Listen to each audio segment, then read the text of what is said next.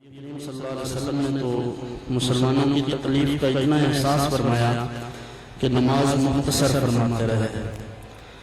تو یہ امت کی تکلیف ہونا، آج تو مسلمان کا یہ حال ہے کہ دوسرے مسلمانوں کے لیے غلط قسم کے منصوبے بنانا، دوسروں کو مشکلات میں ڈالنا، کہاں وہ باتیں اور کہاں یہ بات کہ کوئی مسلمان تکلیف میں ہو تو حضرت عمر فاروق رضی اللہ عنہ تو ساری رات جاگتے رہتے ہیں اور دیکھتے رہتے کہ کوئی پریشان تو نہیں ہے، کوئی بیمار تو نہیں ہے. اور ہماری شریعت مطہرہ نے ہمیں یہ درس دیا ہے کہ ہم اپنے ہمسائے کا خیال کریں. حضور صلی اللہ علیہ وآلہ وسلم نے بڑے حقوق بیان فرمائے ہمسائے کے لیے، لیکن آج ہم ہمسائے کے ساتھ جو سلوک کرتے ہیں یا گلی والوں کے ساتھ، محلے والوں کے ساتھ، گاؤں والوں کے ساتھ، کیا ہم جیسے لوگوں کے دلوں میں دوسرے مسلمانوں کی محبت ہو سکتی ہے؟ جو وہاں حلب میں اور عراق میں، افغانستان میں، کشمیر میں جل رہے ہیں، ان کے لیے ہمارے اندر کیا احساس ہوگا؟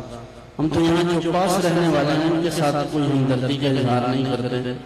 یہاں یہی ہے کہ بس جس کے پاس تھوڑے سے پیسے آ گئے، تھوڑی اس کو عزت مل جائے، وہ دوسروں کے زمینوں پر قبضہ کرے اور یہ سمجھے کہ میرا حق ہے.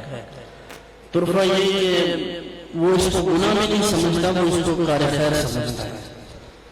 اور وہاں تو یہ حال ہے کہ فرمایا گیا کہ اگر کسی نے ایک بالشت زمین کسی کی یعنی ناجائز قبضہ کر لیا، اسے چھین لی، تو روئے زمین کا قیامت کے دن پوری روئے زمین کا توق بنا کر اس کے گلے میں ڈالا گیا اور اس سے کہا جائے گا اٹھاؤ. تو یہاں ایک مرلے کے لیے، ایک ایکڑ کے لیے، اور بھلے ایک مربع کے لیے ہو یا 100 مربع کے لیے ہو، تکلیف تو ہوگی اس کے عوض. اور بعض لوگ جب ان سے کہا جائے کہ آپ کیا کرتے ہیں، یہ آپ اپنا طرز عمل صحیح کیوں نہیں کرتے، اللہ سے کریں، آخرت سے کریں، قبر سے کریں، وہ کہتے ہیں کہ کس نے دیکھی قبر. یعنی جرأت کا یہ عالم ہے کہ وہ یہ سمجھتے ہیں کہ ہم نے مرنا بھی نہیں ہے. اللہ کے عذاب سے ڈرنا چاہیے اور اللہ کا خوف دل میں ہونا چاہیے. ہمیں ہمارے آقا و مولا صلی اللہ علیہ وآلہ وسلم نے یہ حکم دیا ہے کہ ہم دوسروں کے جو حق ہیں ان کو پہچانیں.